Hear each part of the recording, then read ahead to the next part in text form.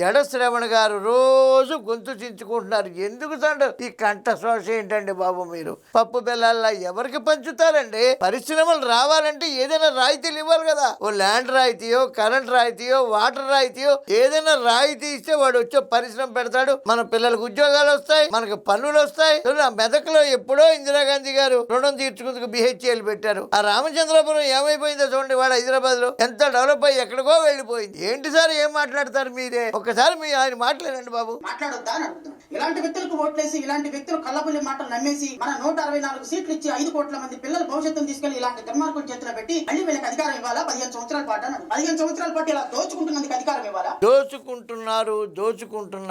ఏమి దోచుకుంటున్నారు సార్? మీరే చెప్పారు కదా ఎలక్షన్లో, నేను ఇన్ని సీట్లు అడిగాను, ఇంత డబ్బులు అడిగానని. మీ నోటితో మీ వీడియోలే ఉన్నాయి కదా, నాకు ఇన్ని సీట్లు కావాలి, ఇంత డబ్బులు కావాలని. దోచుకుంటున్నారా చంద్రబాబు నాయుడు గారు? రండి హైదరాబాద్ డెవలప్మెంట్ చూడండి. ఏ రోజు హైదరాబాద్ ఎక్కడుందండి? కోకాపేట దగ్గరికి పోయి 100 కోట్లకు పోయి కోకాపేట, నార్సింగ్, అన్ని మంచి రేవులా ఎలా ఎక్కడికో వెళ్ళిపోయింది హైదరాబాద్. ఏదైనా డెవలప్ చేసి వాళ్ళకి మీలాంటి వాళ్ళు ఆటంకం ఏంటంటే? న్యాయశాస్త్రం చదువుకున్నారు కదా సార్, కాస్త న్యాయంగా ఉండండి బాబు, న్యాయంగా ఉండండి. న్యాయశాస్త్రం చదువుకున్న వాళ్ళు కూడా అన్యాయంగా ఉంటే చదివింది న్యాయశాస్త్రమా అన్యాయ శాస్త్రమా? నమస్కారం బాబు.